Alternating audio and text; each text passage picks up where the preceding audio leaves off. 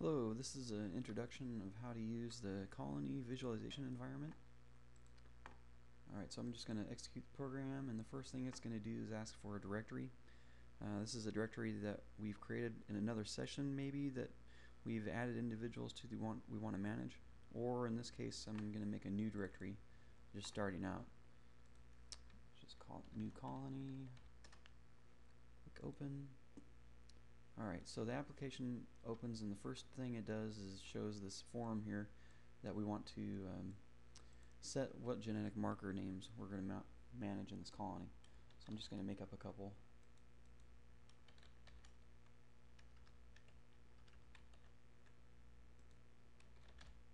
Click apply, and then you can close it.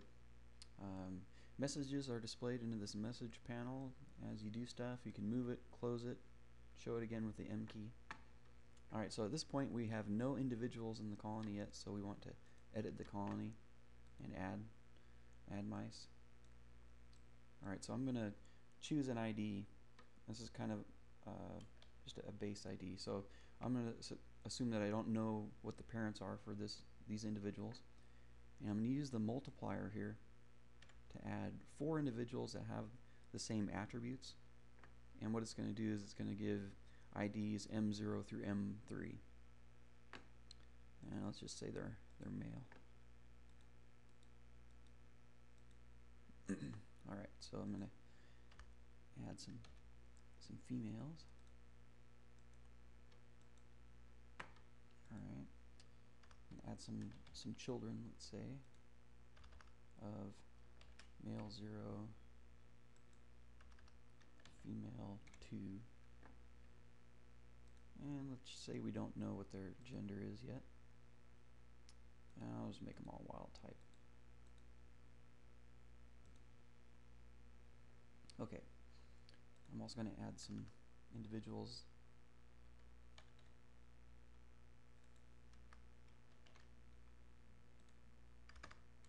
that don't have any parents yet.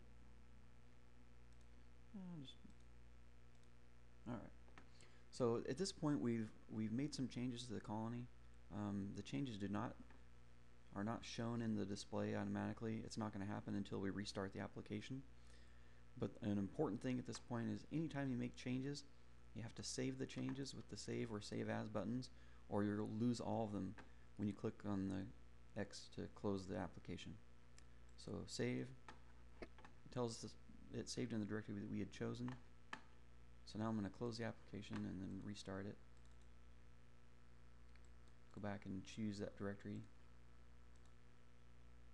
Alright, so now we see the first display, which is the colony view, showing a single generation that we entered, a family in that generation with 1 litter, and then also some other individuals that weren't placed into families, and we call them orphans. So we place them there so that every individual gets displayed somewhere.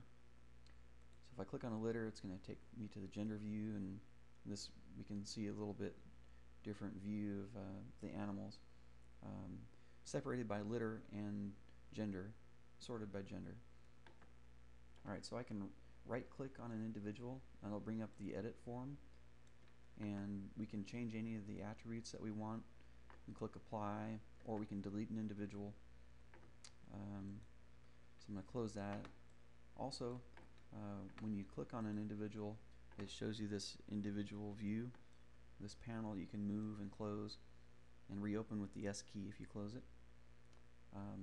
When you hover over an individual, at the bottom it shows attributes for that individual, and it also highlights levels of ancestry, 2 levels of ancestry. We only have 1 in this at this point, but close that. There's the gene view. In the gene view, we look at all of the individuals that have the same genotype, and we group them together in each family. So in this case, we only had 1 litter, or 1 family, and every child in that family had the same genotype, so there's only 1 group. But you can hover over it to see what those are, and there's a key down at the bottom that helps you identify colors to the genetic marker. You can turn that off with the K key or turn it back on. And there's also a breeding calculator in the bottom left. So you can use that and move it around if it gets in the way. There's a stats view that will show you some stuff about the colony. And this is a work in progress, so if there's any questions or comments or feedback, that'd be great. Thanks.